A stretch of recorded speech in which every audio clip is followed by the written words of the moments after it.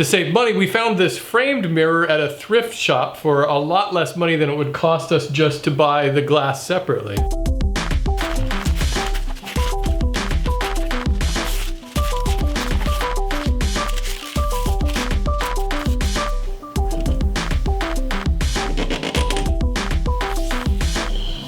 It's a nice looking mirror and it's got beveled edges on it too.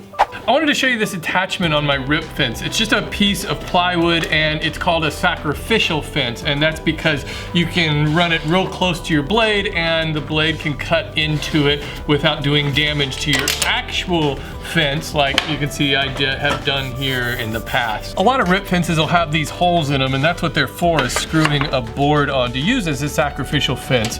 A viewer to the show sent me these clamps a while back, and they're specially made just for this, and so they just drop down into these holes, and then I can move it wherever I need it. But the second reason I use this is for cutting really thin material. When my rip fence is locked into place, there's actually a gap in there, and so a real thin wood, or in this case the aluminum, can just slide right under it. So adding a board gives it kind of a zero clearance. I just did a test fit on the mirror and it doesn't quite fit into this frame this direction, so I need to shave a little bit off down here. I'm using a cabinet scraper to plane this down a little bit.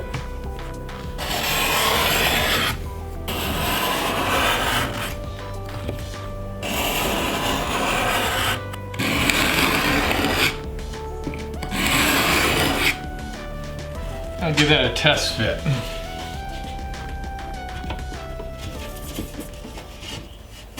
Ah, perfect. Thank you all for your questions and comments on the mirror project. There were 3 commonly asked questions that seem to come up again and again. A lot of you wanted to know, what kind of saw blade do I use to cut aluminum, and does it dull the saw blade? I use a combination blade to cut just about everything on my table saw. You could use a fine tooth or laminate cutting blade and you would probably get smoother edges on the aluminum. I don't think it really matters that much, because when you cut aluminum, it leaves a sharp edge you're gonna have to sand down anyway. I don't know if cutting aluminum is going to dull your saw blade any quicker than cutting wood. Maybe a little bit, but you know, cutting anything on a saw blade is gonna dull it. And if you wanna cut aluminum, I can't imagine really a simpler solution than just using your woodworking tools. Is there a limit? Can you cut thick aluminum? The best thing about aluminum is that it's lightweight. I don't think I've ever seen any really thick chunks of aluminum. Structural pieces of aluminum, like table legs, are strong because they're hollow, so the actual aluminum is still thin. The second most common comment and hotly debated topic in the video had to do with the spelling and pronunciation of aluminum. Believe it or not, there are still variations in the English language around the world. In North America, where I am, aluminum is most commonly pronounced and spelled aluminum. In Great Britain and other places, it might be spelled and pronounced aluminium. So remember, if you're on an aeroplane and the speciality of the passenger sitting next to you seems to be correcting grammar, you might just be an arse. The third most commonly asked question I got on the video was, what in the world is this hand stapler thingy? This is called a point driver. A viewer to the show sent this to me a while back because I was holding artwork into a picture frame just with nails, and he said, this is a much easier way. And it is. I love it. It's different than a staple gun because it doesn't shoot down, it shoots forward. These are the points it shoots out. They come in a flexible or rigid variety, and they look kind of like a strip of thick brad nails. You load them in the front. This knob on the back controls how deep you want the points to shoot into the wood.